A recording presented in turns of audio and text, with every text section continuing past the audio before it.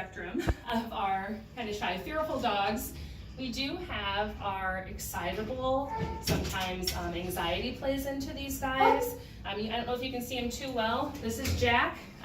He knows we're here. He knows what's about to happen. He sees the leash, he sees the treats, he sees a person. This is kind of normal behavior for him. A lot of the times it's jumping up at the window, it's vocalizing, it's kind of obnoxious behavior, really. So what we want to do, again, stay very calm. The minute that we're going in there and being like, oh my God, you're such a good boy, and like getting super excited, that's only going to amp him up more, which is going to make it more difficult for you to be able to leash him and get him outside. Again, another treat, or another trick, I should say, use your treats. Your treats come in so handy when working with any of the animals here. One thing that we can do, again, he knows what I have in my hand.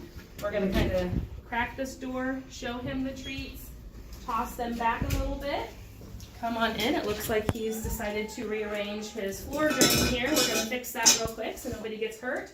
And again, his go-to move a lot of the times is jumping, is clawing down your body. These are things that are not good. They're not pleasant for volunteers to come in and have to deal with this. So one thing that you'll want to do is when he is jumping, try to get those treats in front of his nose. Again, having your hand open definitely prevents those little teeth from getting your fingers. And it's just trying to take a couple of moments here, getting him nice and calm. You'll notice I'm not reaching down, I'm not even touching him at this point. Good boy. Because some dogs just can't take that right away. They're overstimulated, they're not sure what's going to happen next, or they know what's going to happen next, and they know that, okay, if I'm just really excited, the leash comes on and we go. And what we want to teach them is, that's not acceptable behavior. Most adopters aren't going to like that from a dog, so the more we can work with them here, the more ready they will be for their forever families.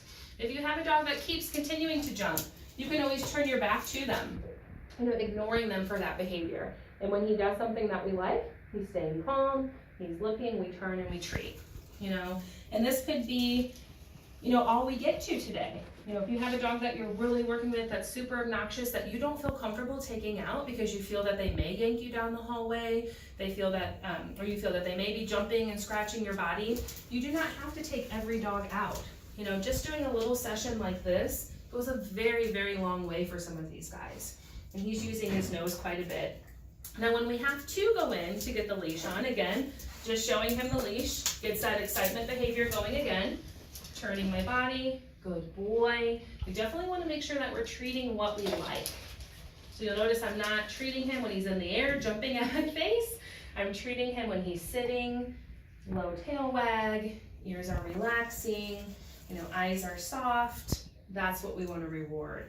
And when I do have to reach down, it's not, again, very quickly. It's kind of massaging around his collar, hooking on. Oh, that's okay. He walks away. You'll notice I'm not chasing after him to get his collar or the leash on. I'm waiting for him to come back to me. And again, they have another round of excitement here because he knows leash on means I'm going out. So again, we just want to wait a moment. Good boy.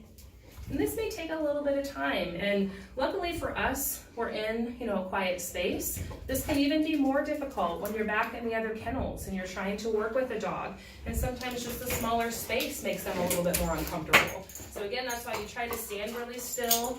We're not chasing him around. We're not grabbing the collar, hooking the leash on, and trying to get him out as quickly as possible. But again, just taking a little bit of time with the dogs, understanding what they're trying to tell us. We know he's excited. We know he wants to get out. That's our end goal, but we want to make it pleasant for both volunteer and dog, and also safe, so nobody's getting hurt. So again, when we go to the door, we're again getting more excited. It might just be slowing down here for just a moment again. Good, almost. Good boy, good job. I have my leash ready. And I'm not expecting all volunteers to wait until he's completely calm to open the door. That may never happen. But it's just so long as he's not up and pulling and scratching at this door, we can go out. And from here, he'll be able to go outside, have a great time, and hopefully behave himself outside as well.